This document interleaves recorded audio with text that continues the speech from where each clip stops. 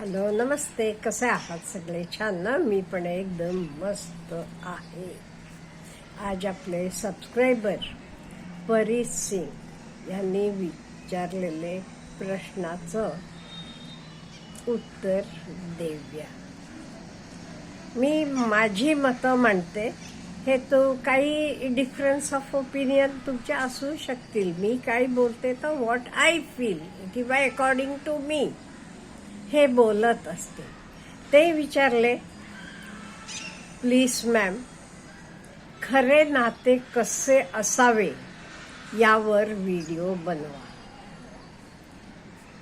आणि फॅमिली किंवा कुटुंब कसं असावं यावर पण व्हिडिओ बनवा. आता खरं नातं तर कोणाचंही असेल, आई वडील, मुलं असतील, मित्र असतील, नवरा बायको असेल, कोणाबद्दलही किंवा कोणाची नाती कशी असावी. पहिली नातेची फर्स्ट स्टेप म्हणजे विश्वास, ट्रस्ट. एकमेकांविषयी ट्रस्ट पाहिजे, विश्वास पाहिजे, प्रेमाचं नातं पाहिजे, फ्रेंडशिपचं नातं.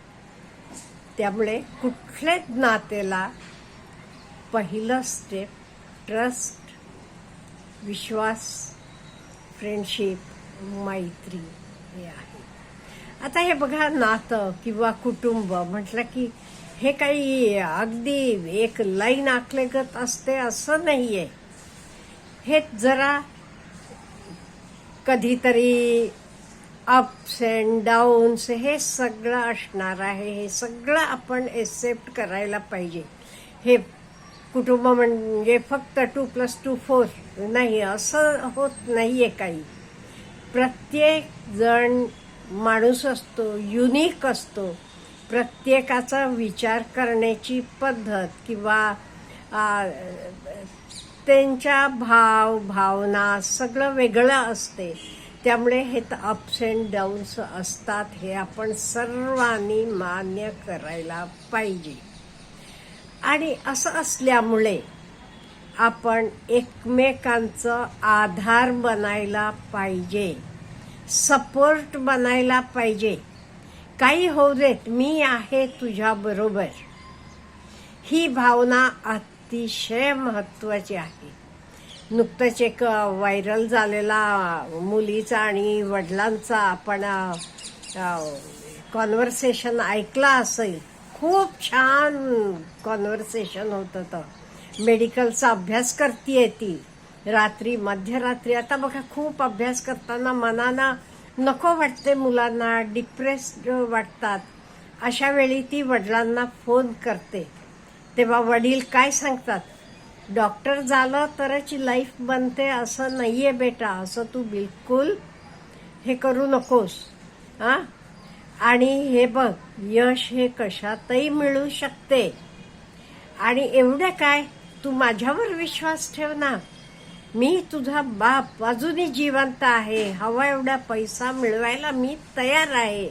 तू काही घाबरू नकोस. हे बघा, हे कुटुंब व्यवस्था. हे मुलगी आणि वडील ह्यांचा हा कॉन्व्हर्सेशन खूप व्हायरल आणि खरोखरच योग्य आहे. असं संवाद पाहिजे.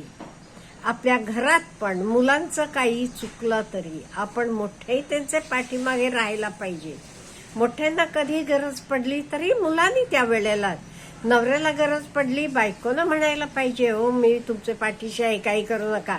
नोकरी गेली आहे ना, दुसरी शोधा, 5-6 महिन्यानं मिळेल, आहे ते आपण मॅनेज करू, असं म्हणायला पाहिजे. उलट काही बायका अशा आहेत, काही करा तुम्ही, चोऱ्या माऱ्या करा, आम्हाला घराला आणून द्या, झालं. नाही, हा संसार नाहीये. त्याने काही मुद्दाम होऊन काही केले का? नाही. काही आत्ताचे काळाप्रमाणे त्याची नोकरी गेली असेल, नो डाऊट. नोकरी जाताना तुम्हाला पुढचे 3 महिन्याचं काहीतरी पेमेंट देतात वाटते, तेवढे तुम्ही पुढचं काहीतरी शोधू. अशा वेळी बायकोला त्याचे पाठीशी उभं राहायला पाहिजे. अहो असू देत, तोपर्यंत दुसरी बघूया, काही हे होत नाही, मी आहे तुमचे पाठीशी. आपण जरा मॅनेज करून, ही आहे बघा खरी कुटुंब व्यवस्था. तुम्हाला मी सांगते, माझे एका मावस भावाचं प्रायव्हेटच होतं त्याचं जॉब. मध्यंतरी त्याला खूप मोठा ॲक्सिडेंट झाला. तो म्हणजे अगदी बेडरिडन असल्यासारखा होता. तेव्हा त्याच्या बायकोनं पुरणपोळ्या करून बाहेर देऊन घर चालवलं. मग तो बरा झाला. आता परत त्याचा व्यवसाय खूप छान चाललेला आहे. पण वेळेला आपण कुटुंब म्हटल्यावर, आपली नाती म्हटल्यावर असं एकमेकांना सपोर्ट करायला पाहिजे. ॲडजस्टमेंट हे कंपल्सरी आहे. पुढचं आता ॲडजस्ट करावं लागते. हो, सगळ्यांचं सारखं होत नसते. आता आधी आई वडील आणि मुलांचं घेते.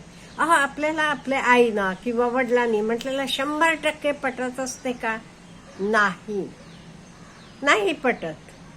तरी आपण घर सोडून जातो का? नाही ना.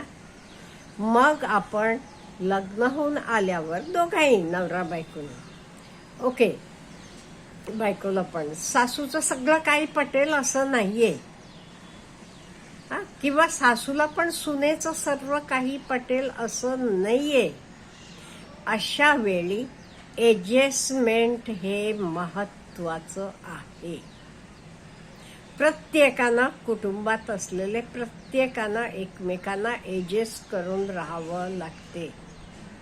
हे खूप महत्वाचं आहे. बघा, पहिला ट्रस्ट, विश्वास, मैत्री, एकमेकांना आधार, सपोर्ट म्हणजे कसा, असं स्ट्रॉंग सपोर्ट पाहिजे. काही झालं तरी घाबरू नकोस, मी आहे तुझे पाठीशी म्हणून. आणि ॲडजस्टमेंट, आपण सगळे, प्रत्येक इंडिव्हिज्युअल हा युनिक आहे, वेगळा आहे. प्रत्येकाचे विचार वेगळे. त्यामुळे एकमेकांना कोणी 100% ॲडजस्ट, म्हणजे सारखं एकासारखं, एक डुप्लिकेट नाही. हे काही कंपनीतनं काढून आणलेला माल नाहीये, फॅक्टरीतनं काढून आणलेला माल नाहीये. त्यामुळे सेम टू सेम असणं शक्य नाहीये. डिफरन्सेस ऑफ ओपिनियन असतात. त्या नवरा बायकोंच्या असतील, आई मुलांच्या असतील, सासू सुनेच्या असतील. पण तरी आपण ॲडजस्ट करून राहायला पाहिजे. काही गोष्टी ॲडजस्ट होतात ना, मग काही होत नाही. ते तेवढं एकमेकांनी ॲडजस्ट करून राहायचं, ह्याला कुटुंब म्हणतात. आणि आता एकत्र राहणं म्हणजे आपलं काय, फायनान्स म्हणा, प्रॉपर्टी म्हणा, हे सगळं एकमेकांशी बोलून, एकत्र बसून ठरवायचं आहे. कुठेही नवीन प्रॉपर्टी घ्यायची असली किंवा कुठलाही मोठे निर्णय, प्रॉपर्टीचे असं नाहीये, कुठलाही मोठा निर्णय घेताना एकमेकांना विचारून घ्यायला पाहिजे. म्हणजे ह्याच्यामुळे काय होते, आपल्याला सपोर्ट होतो. आणि हा सपोर्ट का नाही आपल्याला खूप महत्वाचा आहे. ह्याच्यामुळे आपण पुढे सरकू शकतो. माझ्या आयुष्यातलं एक्झाम्पल मी सांगते. मी आपल्याला पूर्वी पण सांगितलेलं, गहून आल्यावर, मिरजला आल्यावर मला घरी बोलवायला आले होते नोकरीसाठी. आणि मी आयडियल इंग्लिश स्कूलला मिरजेत लागले होते. ती प्रायव्हेट शाळा होती. मग आम्ही ट्रेनिंगला गेले वेळा मला न्यू इंग्लिश स्कूलचे मखदूम सर भेटले तिथे. ते म्हणाले, काम सेम तुम्ही तिथे करता, इथे तर हे करता. ही 100% आमची शाळा ग्रांटेड आहे. तिथे तुम्ही का जॉईन होत नाही? तुम्हाला पगारात खूप फरक पडेल. पुढे पण पेन्शन तर हे सगळं लागेल, सगळं मिळेल. मग का तुम्ही विचार करत नाही? या ना आमच्या शाळेत, मी ओळख करून देते तुम्हाला. इंटरव्ह्यू द्या, लेसन घ्या, सिलेक्शन तुमचं नक्की होणार आहे म्हणाले. मी घरी आले. मग घरी आल्यावर मी संध्याकाळी एकत्र आम्ही बसले वेळा म्हटलं, हे ना असं असं तिथले एक सर भेटले होते, असं असं बोलले. आणि तेव्हा आमच्या घरासमोरची ह्यांचे मामा राहायचे, सासूबाईंचे भाऊ. ते म्हणाले, तिथे सगळे केरलाईट लोकांना घेतात, तिथेही कुठे टिकणार, फक्त केरळच्या पोरींना घेतात तिथे, असं ह्यांचे मामा म्हणाले. मामा गेल्यावर हे म्हणाले, बिलकुल काळजी करू नकोस. ओके, कंटिन्यू झालं नाही तरी ठीक आहे. तू 1 वर्ष केलीस की इथे 5 वर्ष केलेला पगार तुला मिळतोय. काही काळजी करू नकोस, जा कर. मी गेले, इंटरव्ह्यू दिला, लगेच लेसन घ्यायला सांगितलं आणि लगेच उद्यापासून या म्हणाले. मला अपॉइंटमेंट झालं. तसं मी अगदी रिटायर होईपर्यंत 2013 साली फेब्रुवारीत मी रिटायर झाले. तोपर्यंत मी न्यू इंग्लिश स्कूलमध्ये काम केलं. हे बघा, इथे मला काय, हे बघा, प्रत्येकाला अशा वेळी सपोर्टची गरज असते. मला मिस्टर म्हणाले, होऊ दे काही, तू जा, जॉईन हो. पाय ओढणारी माणसं पण असतात, पण घरचे लोक सपोर्ट करतात. आणि ते सपोर्ट करताना कसं सपोर्ट असतो त्यांचा, तू जा पुढे, काही झालं ओके, वर्षाने डिस्कंटिन्यू केलं हरकत नाहीये, जा, गो हेड.